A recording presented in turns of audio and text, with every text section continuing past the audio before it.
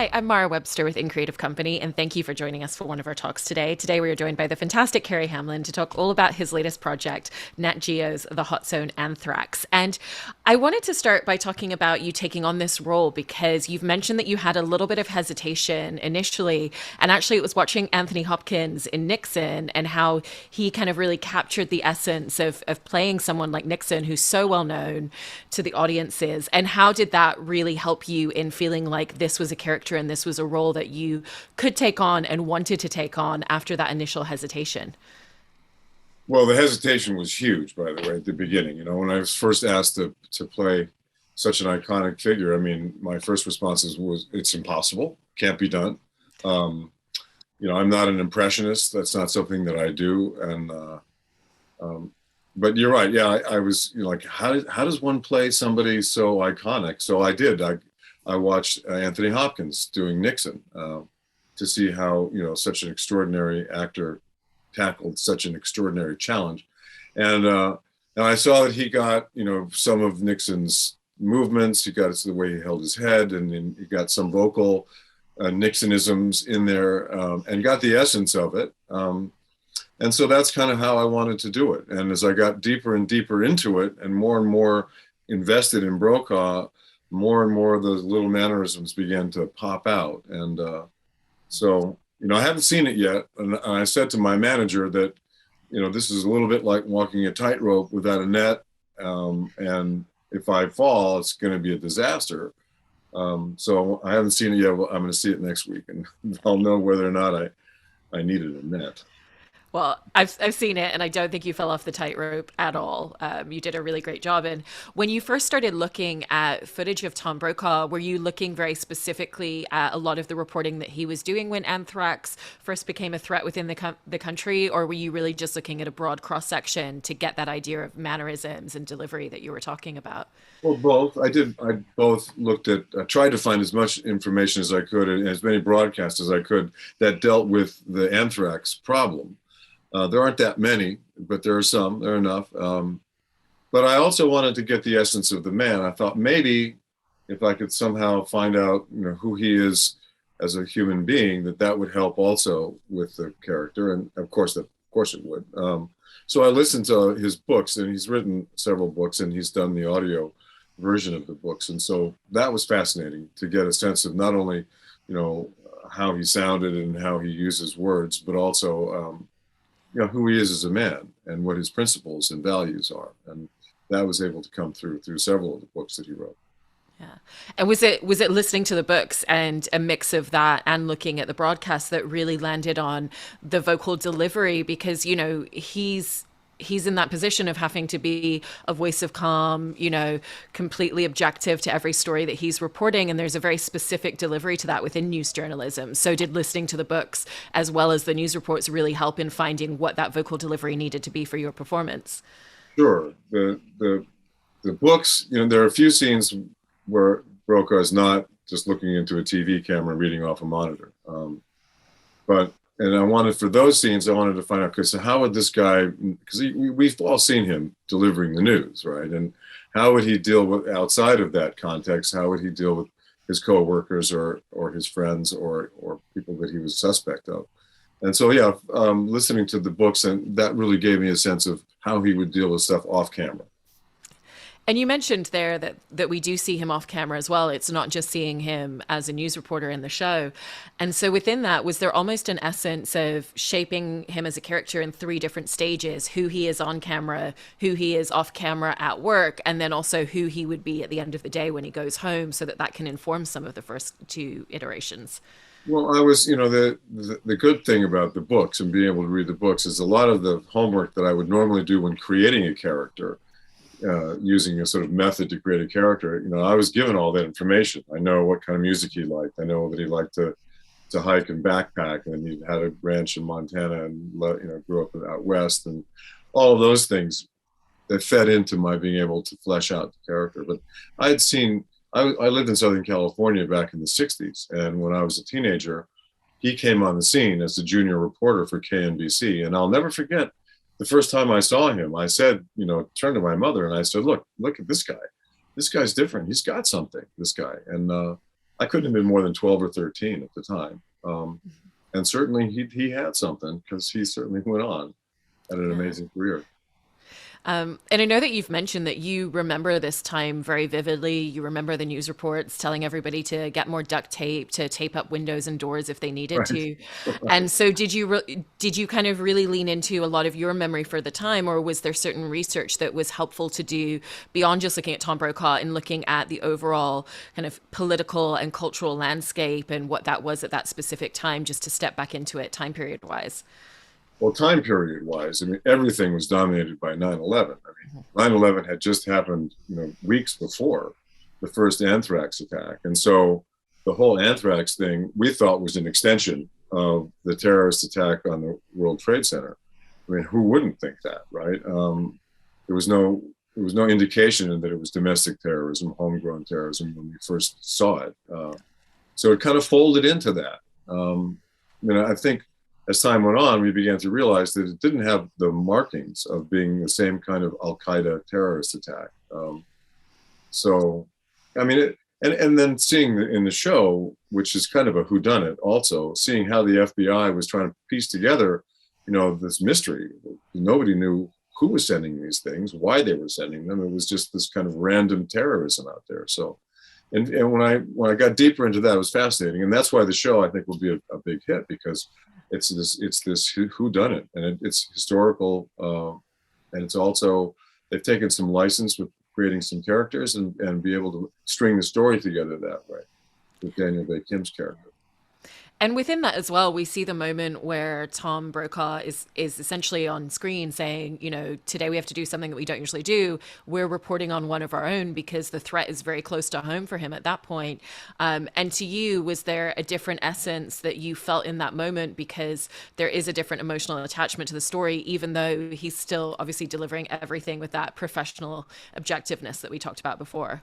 Well, the notion that my assistant had been poisoned made it very personal for me, and as Tom Brokaw. And so there's a scene that I have with Daniel Day Kim when I confront him about the fact that their investigation into what happened to my assistant is taking so much time, and so that all informed that scene. I mean, the idea that this was so personal to me informed how I approached that scene. And when my first take of that scene, because of COVID, we didn't have a chance to rehearse together. Normally when you're making a movie, you get together with your castmates and you have a drink and you talk over the scene and you hash it out, maybe rehearse it a few times, and you kind of figure out the temperature of the scene. We had none of that, because we were separated into pods, not allowed to get closer than 6 feet. We were covered with plastic shields and all of that. So the first take was the first time I ever spoke the scene, and I came in really hot. I was really mad, and the way I had prepared, I was, this girl, my assistant was, she was not getting the attention that she needed, and I came in and just basically ripped Daniel Day Kim a new one. And then the director said, "Whoa, whoa, whoa! Tom Brokaw probably would keep it down a little bit, not get quite so angry." I haven't seen which take they used. They might have used, the one where I got really mad. I don't know. Yeah. No, it's great because it comes across as like frustrated and angry, but still respectful at the same time. And was it important to you? And did you see him as someone who, even in a situation like that there would still be the respect there? Like, I know you're doing your job, but you also need to do this right now. Yeah. Well, then they didn't use the first take then, because that's not how the first take came out. And when it came to playing that scene where his assistant is saying, I think I've been exposed to this thing that we're reporting on in the news, and shows him, where she thinks Right. she's infected, I thought that was a really great scene, because there's so many different things for your character to be processing in terms of, this is his colleague, this is his friend, this is someone that he personally cares about. This is also news that he's reporting. So there's a lot of information running through his head as well. And also, this was at a point so early on where nobody knew if being in the room with someone could cross-contaminate as well. So there's probably an underlying fear. And so how did you want to go into that scene, capturing all of those different elements and textures? Well, I think in doing that scene, one of the things that went through my head when I saw the lesion that she showed me was, okay, so, all right, I'm the guy who now is the intermediary, the interlocutor between what I've just seen and my audience out there, which is back in those halcyon days of 3 or 4 networks and no internet and no social media. Those guys, they had a certain gravitas, and he knew that his responsibility was to report this news, but not to panic the public. So what was going through my head when I saw the lesion was, okay, how do I handle this now? What's my next indicated action, taking my role as the interlocutor here and the news anchor, and what's my role in getting this information out to the public and getting it out truthfully with the kind of veracity it requires, but at the same time not send people like running into the trenches. So that's what was going through my head at that moment. And when it came to Tom Brokaw's interpersonal relationships and his dynamic with his colleagues, that you're sometimes just capturing it with the way that he walks past someone, the way that he says hello very quickly. Where did you kind of look to for understanding and learning what you felt like his dynamic with his colleagues was going to be when he was off camera? Well, I think came from watching a lot of his speeches, because he gave a lot of speeches, and he had a sense of humor. Would oftentimes there would be people introducing him or roasting him or whatever, and it was you could see his how he related to people with a sense of humor. And I wanted to see if I could get that in there. He had an ironic sense of humor, but I mean, he's a smart guy, right? So. And obviously, the series itself is an anthology in follow up to The Hot Zone.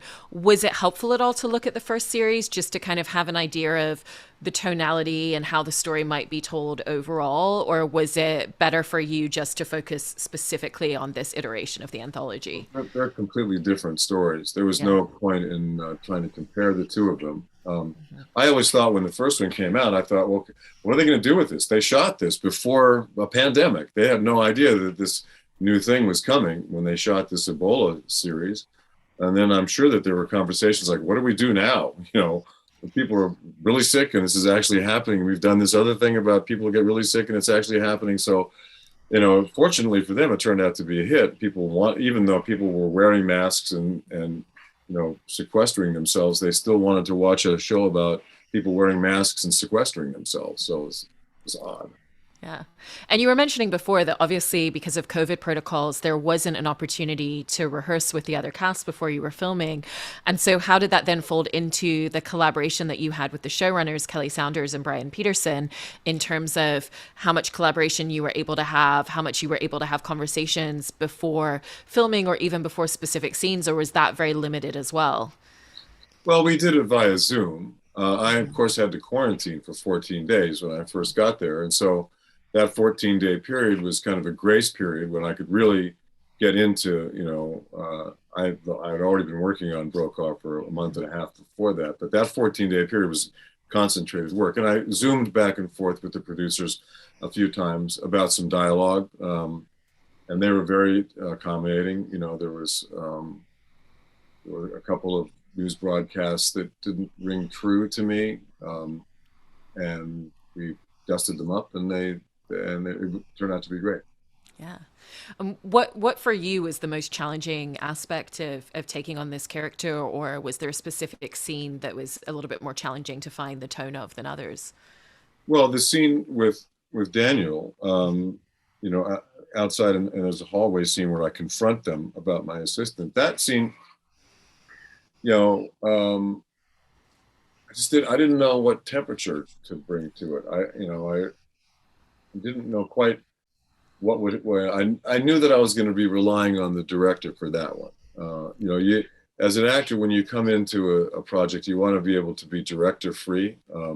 So you want to get it and hit the nail on the head the first time. But I kind of knew that one I was going to need to collaborate with the director on that. That scene for sure. And then, in addition to all of your on-screen experience, you've obviously done some really great theater over the years and have always kind of talked about how that's one of the places that you feel most comfortable. And especially because there's always motion. There's not the sitting around waiting as much. You're always in rehearsal. You're always in production, doing shows several nights a week. And what's kind of the difference for you in terms of your work as an actor and how you feel when you're working on stage projects from screen projects because of that? Well, it's a huge difference between the stage and the screen, and the training that I did years ago was to be a character actor. And when I worked in repertory back in the '70s at the American Conservatory Theater, we would do a Shakespeare play in the afternoon and an O'Neill play at night on the same stage, and that was true repertory then. And the characters that I ended up playing in the couple seasons I was there in the company were all totally different. I mean, I never played anybody like myself, and so that's the kind of work that I like to do, is to find into character work. And then when I got into doing motion pictures, that's kind of not what they want. They want the same quantity every time. A movie star has a certain thing they bring to the screen, and that's the product, that's the brand, that's what they want. And I've never wanted to be that, because I always like to play a different kind of character and do something that's not who I am. And just that's kind of at odds with the way the movie business works. That's all. Yeah. Do you find that having that very early repertory experience where, like you said, you have to be able to kind of switch between characters very quickly also really lent itself to a lot of work, particularly when it comes to television, where you have to be able to step into scenes really quickly? I mean, even the way you were talking about the Hot Zone, where, there wasn't that opportunity to figure out scenes before, and you just have to show up and you have to be able to step into that moment really, really quickly for yourself. Well, yeah. I mean, the television, I've always likened it to, actors who work in TV are like samurais, because you have to be totally prepared. You can't, I mean, on a film set, there's this a plethora of time, and there's a lot of sitting around, and there's a lot of kibitzing about how a scene should go, and what this character, who's my character. I can remember on the set of the movie Making Love I did with Arthur Hiller, we would spend hours every day just talking about, well, okay, yeah, well, maybe I should not sit there. Maybe I should sit on the other side of the room. And then we'd have to move the camera over here. And I mean, just hours of that. Now on television, there's none of that. You hit the set and you got to know your lines. You got to go, and you go. That's why actors who work in TV are like samurai.